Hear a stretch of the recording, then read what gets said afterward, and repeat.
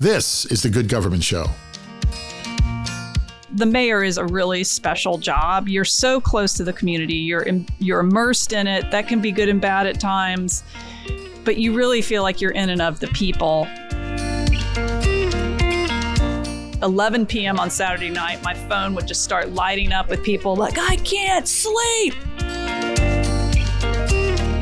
And you realize that art and how you structure a city and design a city makes a tremendous difference on how people connect and relate to each other.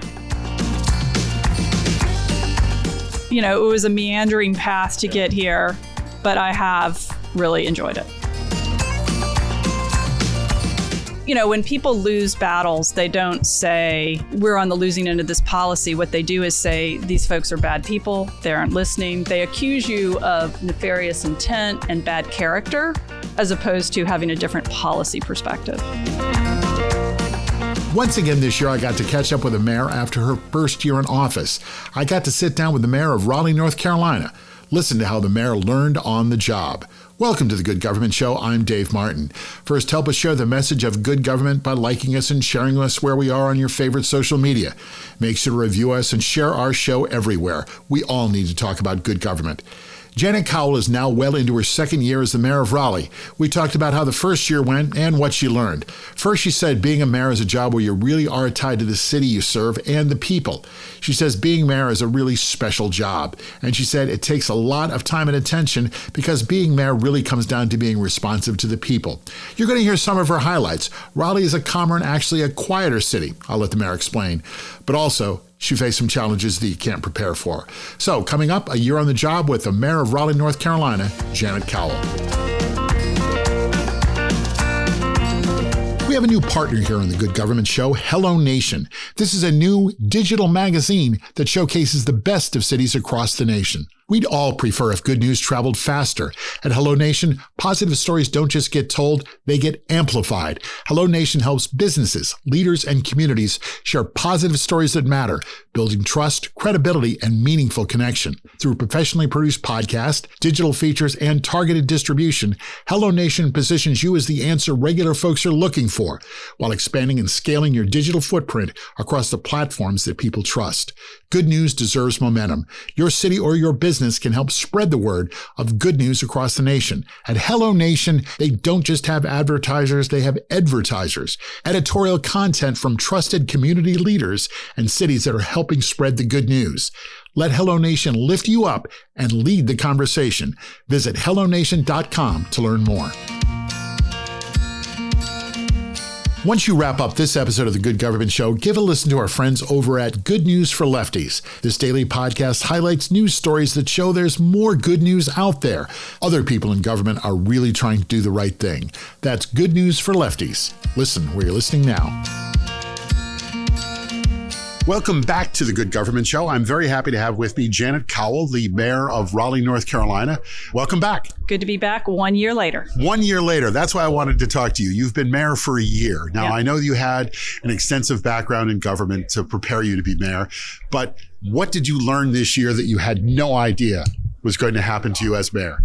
Well, some of the acts of violence, as much as you know that is going to happen, I think it's a little different as mayor to get notice of some of the homicides, to have that intimacy with some of these acts. So that's tough. The level of just fragmentation across government and how difficult it is to get the full comprehensive picture of what's actually happening in your own community. You know, on something as basic as housing, like, oh, who's doing this housing? The county's doing this. I mean, it's just, so things like that. But overall, it was a good year. And of course, having served before, you know, there's always surprises, but it was a good year. Well, I was going to ask, what was the biggest surprise? No, I think, you know, the level of resource, and maybe that's coming off of having been state treasurer. I don't think this is unique to Raleigh. You've got people on the front lines doing a lot of hard work, not making a lot of money, and there's just not a lot of assistance or resource. I am grateful that I've been part of the Bloomberg leadership program.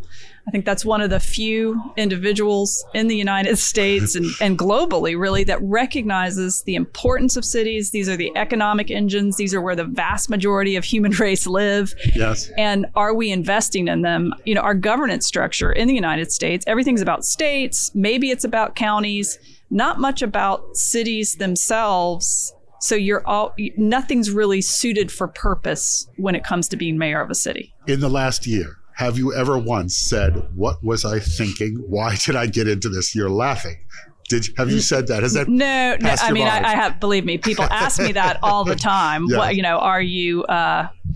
are you stable, that you're doing this? But I think what many mayors will tell you, and having served in many offices, the mayor is a really special job. You're so close to the community. You're immersed in it. That can be good and bad at times. But you really feel like you're in and of the people. And it's a physical retail job. And it's great in that, I mean, you're not 5 layers behind bureaucrats and lobbyists and procurement agents. It's you and the people.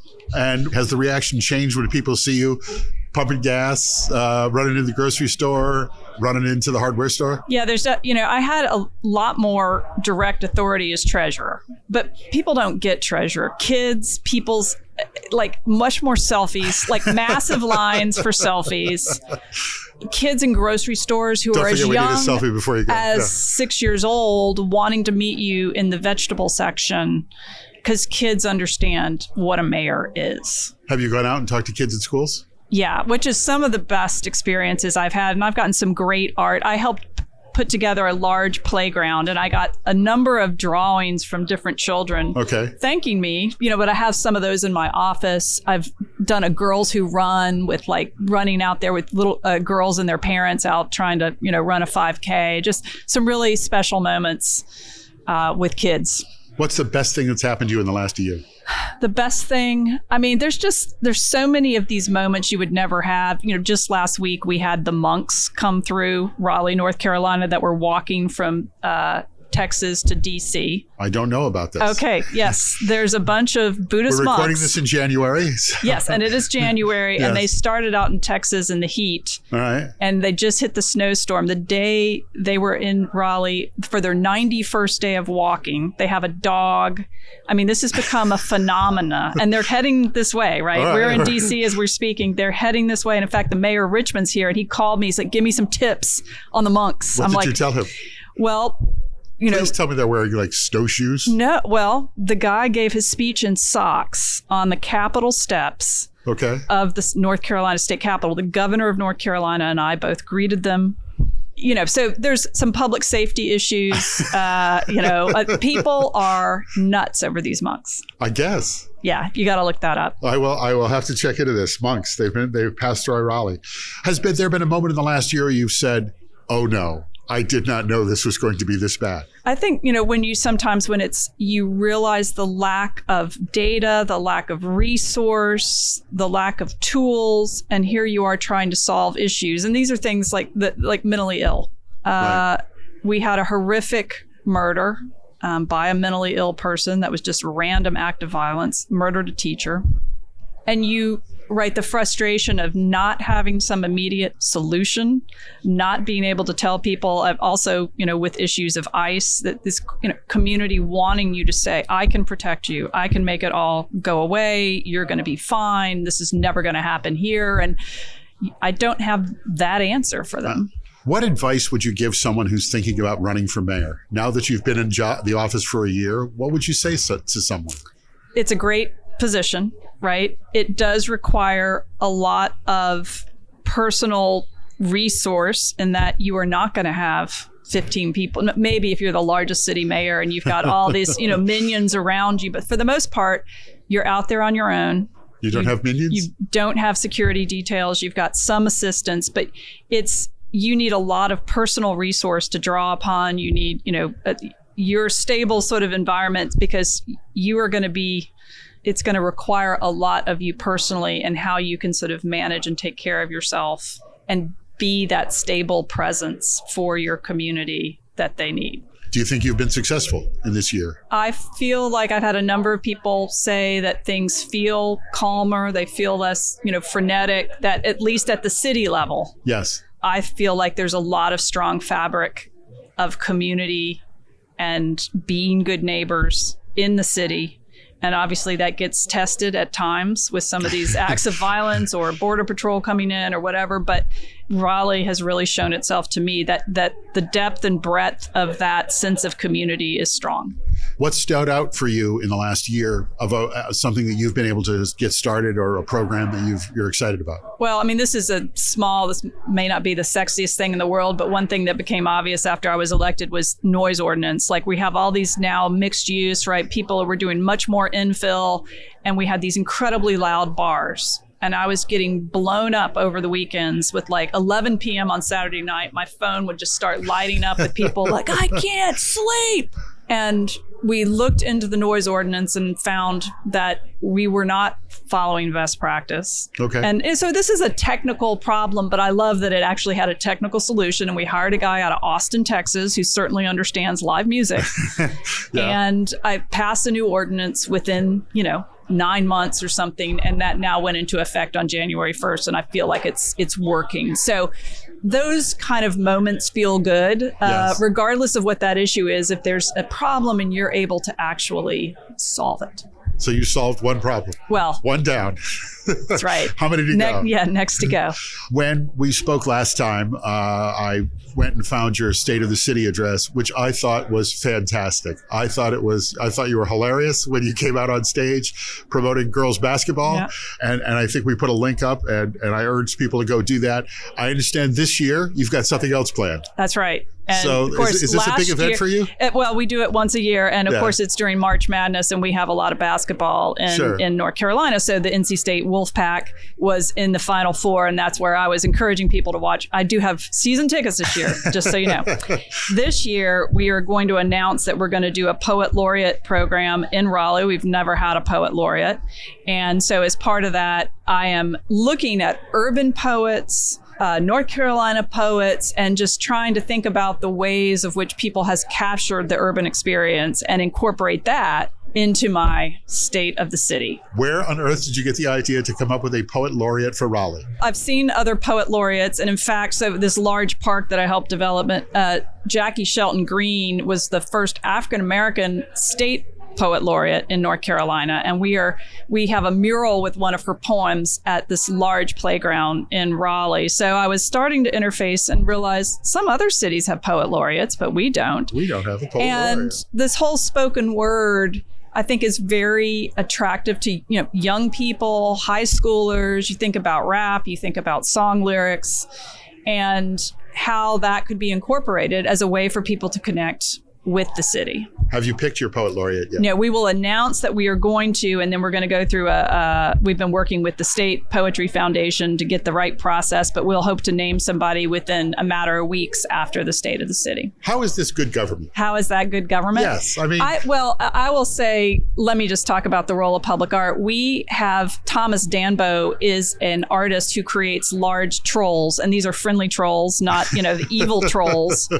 And he came to our Dix Park in Raleigh, this huge park, and these trolls have taken off. They have caught the imagination, kind of like the monks, caught the imagination of the public in a way that we had like 45,000 people in a weekend. People are crawling all over this park. The joy, it's almost giddiness. And you realize that art and how you structure a city and design a city makes a tremendous difference on how people connect and relate to each other. And so I am a believer in these sort of trolls, getting high schoolers involved with poetry and spoken word, and how they're... Are the high school kids interested? We have a strong poetry spoken word. There's a lot of poetry, jams and stand-up nights. And so it's a stronger element than many people may think about in their cities. I guess, yeah. And federally, they've cut way back on public art. How are you dealing with that? We have a 1% for public art in all major public civic buildings. So, for example, we are building a new city hall. Our old city hall is from the 1980s. It is time to go. Kind of a dog. How's your office? My office is bad. Okay. The new office, it's going to have a lot more light, a lot more better public service convening, right? People can navigate city services, but 1% of that project. So there will be some art in the lobby, in the interactive space. And in the park that we built, there was a 1% where we did a poem embedded in the sidewalk by a young man whose mother had worked at a mental health hospital, and some other things. So just these small elements that make spaces special and have people feel a sense of authenticity to the city. How is this money well spent? Again, I mean, even our police department, there's safety through environmental design. Those kinds of elements can really help enhance public safety, help connect community, understanding, trust. It's amazing the role this can have. The fact that our whole police department has a safety through environmental design tells you this is scientifically based. How does art lower crime? So having foot traffic in an area can help. So let me just give you an example. Where these trolls are located, years ago, there was a large homeless encampment in these woods because nobody ever went back there. Now you've got 45,000 people going into these nooks and crannies of this public park. Looking for trolls. And there is a sense of safety and community and, again, happiness and play in a place that used to be abandoned where folks were setting up homeless encampment. So you've now activated spaces in a way that have made them feel safe without adding any additional security. That seems like good government. Yeah. Prior to being mayor, you worked at the state level, you worked at the municipal level. Is this the best job you've ever had? I would say mayor is, being treasurer was really awesome as well. I really enjoyed that job, but I would say this is closer to the people. I really love urban design. I love architecture. I love, social interactions. So it is a much broader job than being treasurer. So what's the best thing about Raleigh? One of the things people will always say when they come to Raleigh is how green it is. When they land at the airport, you just see this huge canopy of trees, and we have these amazing creeks that we have greenways all along our creeks that we've preserved. And we're really trying to lean into that now to orient developments towards those creeks, clean up the creeks, do green infrastructure. One of the big ideas is Sponge City, right, where you have all this absorptive capacity when we have these major rain events and storms, and it all just kind of soaks into the ground and becomes, right, part of this really amazing ecosystem versus rushing off concrete and flooding somebody downstream. Are you planting more trees? Absolutely. My neighborhood, in fact, we have a program called Leaf Out, and we planted, this was more aggressive than I thought. I showed up on a Saturday morning thinking, I'll plant a couple trees. They're like, no, your team is planting, I think we planted like total 60 trees in this neighborhood. We had pickaxes. Let me just say that again, this was more than I was anticipating. I'm like, wait a minute.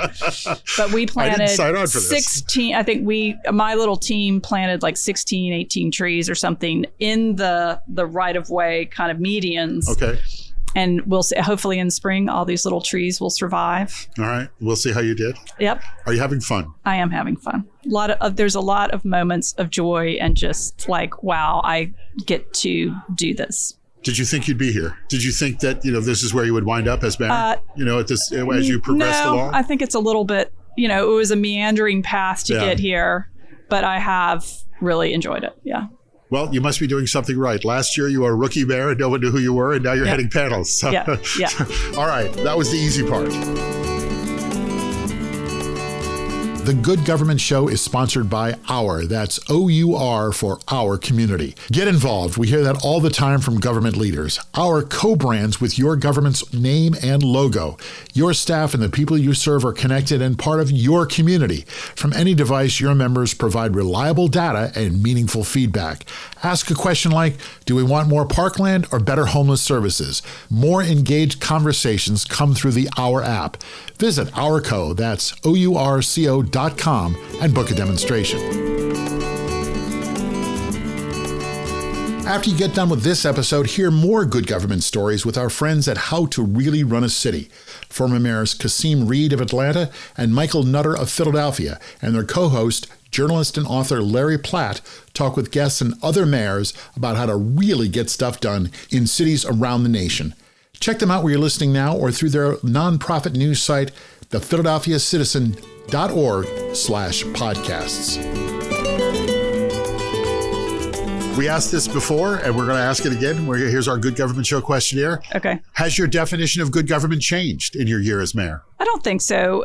You think about transparency, participation, data-driven decisions. Those are all fundamentals. Have you gotten more people involved, do you think? Have you gotten more people talking, joining, speaking out in your year? You know, I would say there's a lot of controversy in these spaces because what some people view, I will say in my first year as mayor, is we said something, and if we didn't agree or we didn't make the decision you wanted, the accusation is that you're not listening or that you're not incorporating the public. And it is a representative government, form of government. There's a lot of different pieces coming into play. There's state government relations, federal government relations, how you filter and absorb everything that you're listening to and make that final decision. So I feel like we have engaged strongly with the public. You would certainly have people in my community and others say, well, you're not making the decisions that I want you to make, and therefore I think you're not listening to me, and, you know. But that's not the case because you can't make everybody happy. That is true. Yes. But, you know, when people lose battles, they don't say, we're on the losing end of this policy. What they do is say, these folks are bad people. They aren't listening. They accuse you of nefarious intent and bad character, as opposed to having a different policy perspective. What would you like people to do? What would you like the citizens to do? How would you like them to be better partners? Certainly trying to focus on policy and quit attacking individuals. We've seen a lot more attacks on staff this year. And, you know, even folks that I think would be against the violence and the political rhetoric and would view themselves as being not part of that. You see these small sort of microaggressions of spreading rumors that, you know, I blocked people out of the parking deck or something.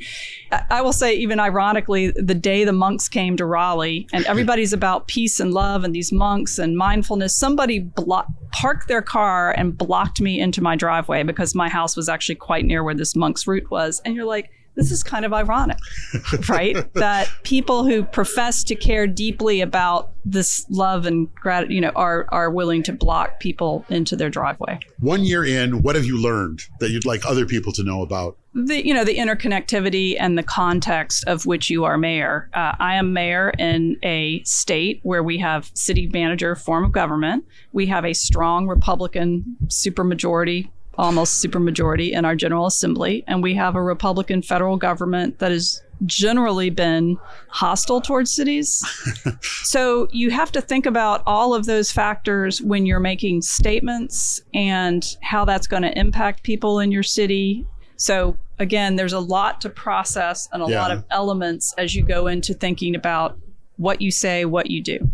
So how do you do that? How do you bridge that problem? I tend to say carefully. Less, yeah. And I'll get people constantly saying, you should be weighing in on this. You should be saying more. You should be doing this. And we actually did have Border Patrol come to Raleigh for one day. And I just want to be in concert with my city manager, my police chief, and the governor. Okay. And so I tell people that's the team.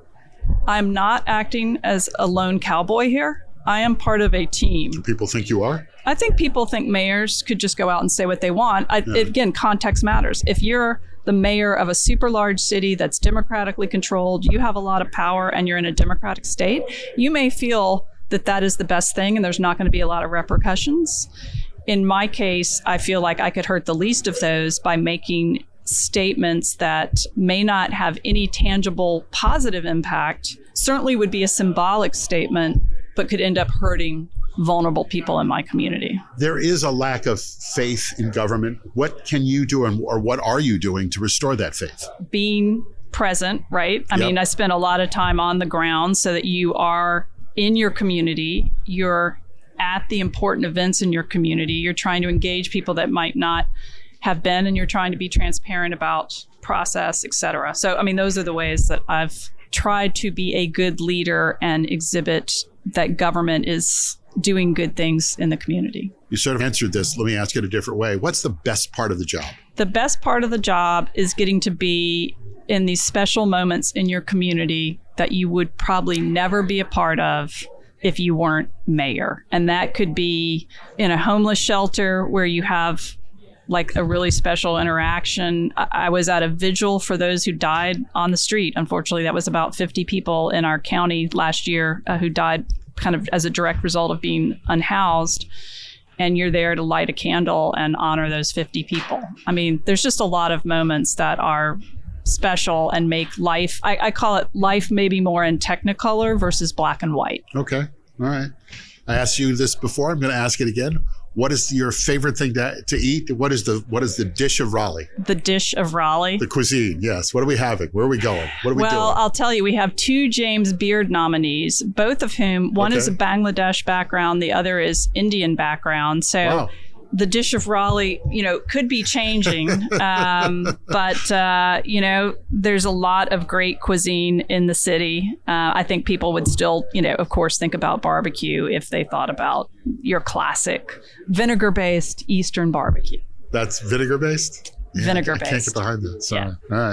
All right. What do you do for fun? What have you been able to do for fun? Still do. I work out and read a lot. Movies, some travel, but again, I really haven't traveled as much. I tried to stick pretty close to the ground. Yeah, you have to be, God forbid something happens and you're on vacation, right? Right. Yeah. I think, did you run? Yes, I do have a small running group, and then I've done the strength training. One thing I've done is I took the police physical assessment test, which I passed. Good. You could be a cop next. And then the fire, I will say, is kind of kicking my butt. Okay. So I'm still training to be able to do a pull-up. And I'm working on it. All right. Well, you've got time. I have some time. All right. So maybe you could be a firefighter. Right now, you could be a cop. I could be a cop. All right. Do you read about yourself? Have you been reading about yourself in the papers? I generally don't read a lot about what gets published because it's just better not to. When you're watching, do you watch the local news? And when you see yourself, do you turn it off or pay attention? I do not tend to. I do not tend to watch all of that. Obviously, you want to see what's relevant and how things are being reported, but I generally let other people let me know how things have gone. Do they call you, Janet, don't watch the news tonight? Yeah, I don't think I'm on that much. But, right now with the weather, I'm starting to get the weather calls again because we've got more snow forecasts. So later today and now at 7 o'clock on Saturday morning, I'll be doing weather outlook. You're in a city that does not get a tremendous amount of snow year in, year out. When you have a snow emergency, what can you do and how can you prepare? Brine the streets. Right, we put the salt brine all over because, of course, ice. And then we have emergency teams. So if we do get branches down because of ice or snowfall, you're clearing those out, coordinate with the local energy, and then try to have people know who to call so that if you have vulnerable residents that get caught without power, right, that you can get assistance to them, police, et cetera. So, all the sort of basic blocking and tackling. Yeah. Right now, I think all the stores are trying to restock and get ready for the next wave of grocery buying. What is the acorn on your jacket? So we are the City of Oaks, and the acorn is definitely a huge theme in our city. Okay. We have squirrels. There's all sorts of little feisty squirrels. So that is what this acorn symbolizes. This is the Good Government Show. We always bring it back to good government. Tell me about something you've done in the last year you're really happy about. Well, I will say this Dix Park that I was a big part of, we opened Gibson Play Plaza to great applause and joy in the community. And then we had the art with the trolls. And just to see, one day I was out it was an Afghani community convening a lot of folks that had come to the Raleigh area, and these kids were all out there playing, and they had the sort of robes that the children will wear, and they were frolicking around next to these trolls, and just you're thinking about Danish, Afghan crossover. All right. But the fact that I had a role to play in that park, that it is, I think, will be, recognized in the coming year as one of the best parks in America. That it was public, private, philanthropic, all these different. So really proud of that. Sounds good. Janet Cowell, congratulations on your first year as mayor of Raleigh. And hopefully we'll be back here next year. And you'll still be smiling. That's right. And I look forward to hearing more about poetry in Raleigh. And good luck selecting a poet laureate. No, thank you for what you do. The Good Government Institute has a new partner, the Charles F. Kettering Foundation. I really like their podcast, The Context, and I bet you will too. They have a new series called Democracy Under Construction. The show is hosted by historian Alex Lovett, and he looks back at the first 250 years of U.S. history.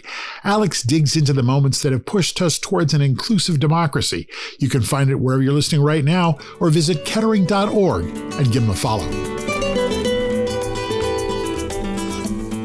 Want to hear more about good government? Check out another show I host, Leading Iowa, Good Government in Iowa Cities. I host the show with Brad Kavanaugh, mayor of Dubuque, Iowa, and the immediate past president of the Iowa League of Cities. Together, we talk to leaders in Iowa cities. We talk about what works and what good government looks like in Iowa. Join us right here where you're listening now. That's Leading Iowa, Good Government in Iowa Cities.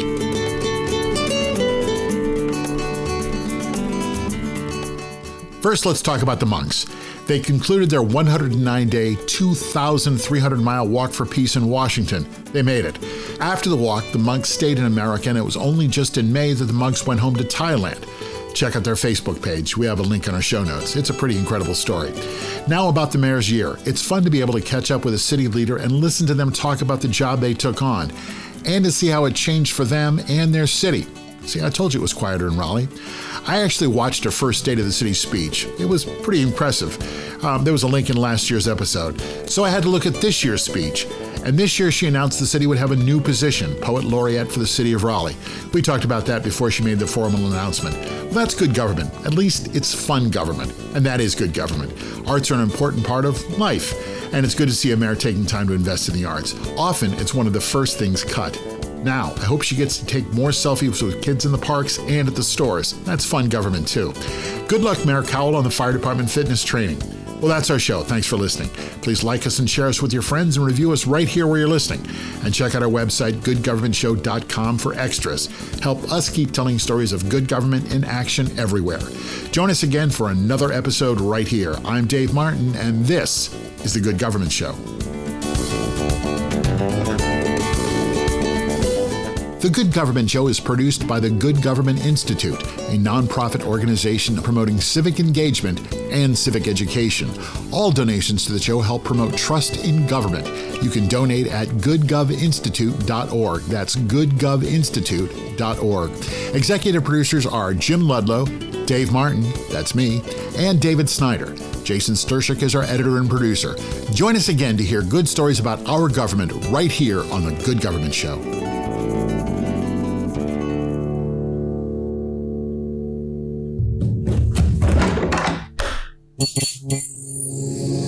This podcast is part of the Democracy Group.